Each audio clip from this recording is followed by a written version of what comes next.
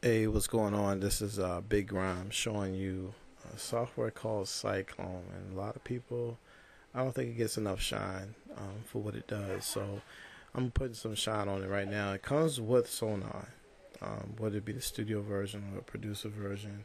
I think it even goes back to Sonar 1, I believe.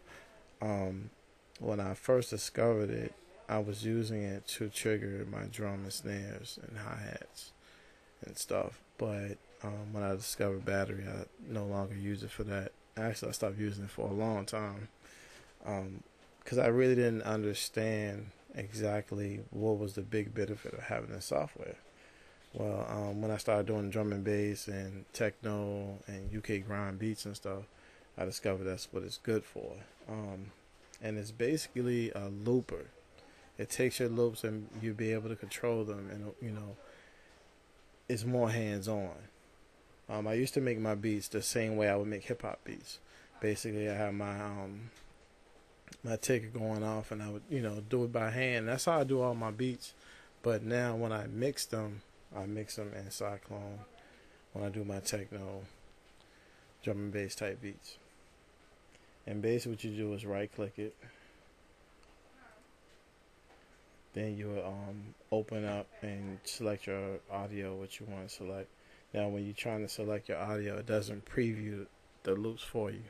So you kind of got to know what you want already before you open up Cyclone. Then I put my different loops on different pads, and then I can trigger them either with my keys, or if you got pads or buttons on your controller like I do. I have the PCR 500. I trigger them from my pads. This is a lot easier. So let me give you an example. Click on one of these pads.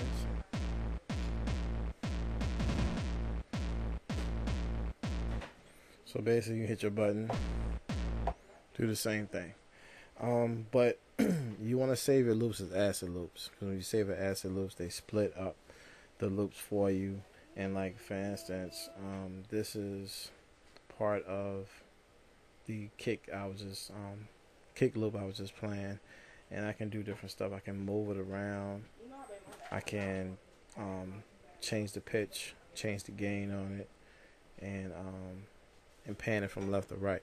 So if you got a loop, you can take the different slices. You can turn it down, like I said, or pan, or do the pitch on them. And what I do is, like, if I have some loops, I'll actually put it to a different pad, and then change the pitching and the panning and different stuff, and move stuff around and make it sound totally different. So, like, for instance, that kick I'm playing,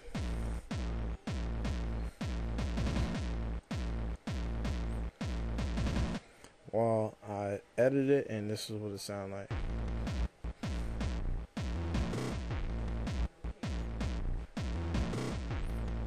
It has no effects, no reverb, no compression, no EQ,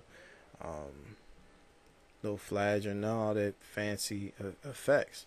But if you're just doing stuff like moving it around and stuff like that, could actually add different stuff. So if I have sounds on other pads, I can move those individual sounds into that one pad that I have with my drums. So you can add different sounds to it from different loops, or different slices from different loops, but you can't put any effects directly on them.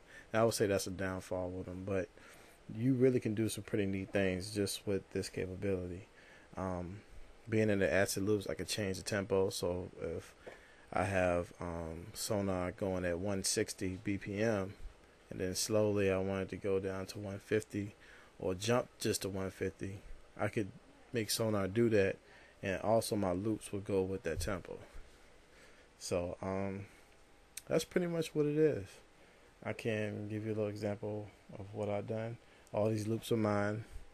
I just made them today, and enjoy.